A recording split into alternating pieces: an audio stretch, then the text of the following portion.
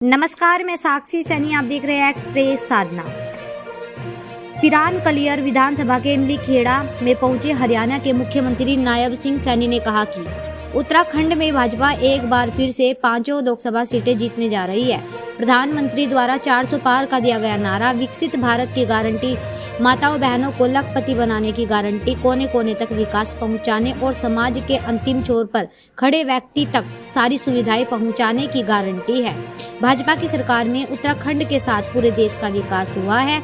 2013 आपदा के बाद केदारनाथ के प्रांगण के नवनिर्माण कार्य प्रधानमंत्री जी के नेतृत्व में हुआ।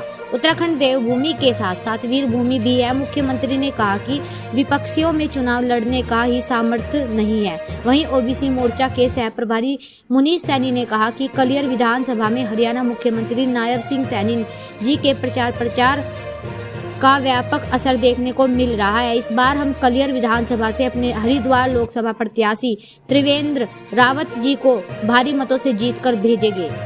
फानिक्स ग्रुप ऑफ इंस्टीट्यूट के चेयरमैन चैरब जैन ने कहा कि हरियाणा मुख्यमंत्री नायब सिंह सैनी जी उनके आमंत्रण पर उनके यहाँ जलपान ग्रहण किया, जिसके लिए वह माननीय मुख्यमंत्री जी का आभार प्रकट करते हैं।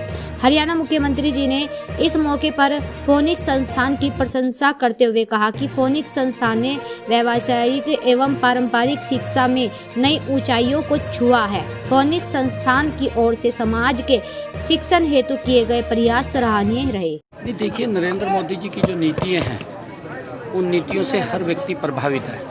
पहली बार है कि कांग्रेस ने तो लगातार बातें की है, नारे दिए हैं, नरेंद्र मोदी जी ने काम किया है।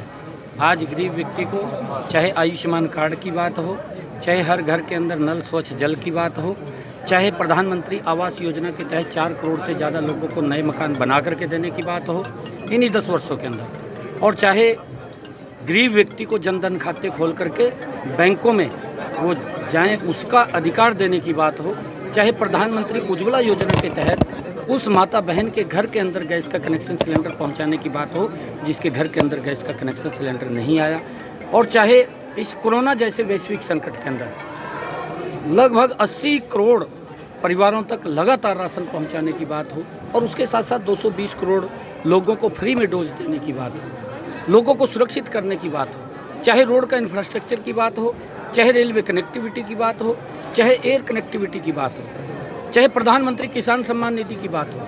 अगर हम देखें, कांग्रेस के समय के अंदर मात्र 4 एम्स थे और उसमें अटल जी ने भी 3 एम्स उसने बनाए, परंतु कांग्रेस नरेंद्र मोदी की सरकार ने इन्हीं 10 वर्षों के अंदर 24 नए एम्स खड़े करने का काम वो किया है। आपके उत्तराखंड में देहरादून के अंदर भी बनाने का काम नरेंद्र मोदी की सरकार ने किया है। उत्तराखंड के पूर्व मुख्यमंत्री की बात आती है कि भाजपा के नेता गप, देखिए, क्योंकि गप तो कांग्रेस के लोग ही करते थे।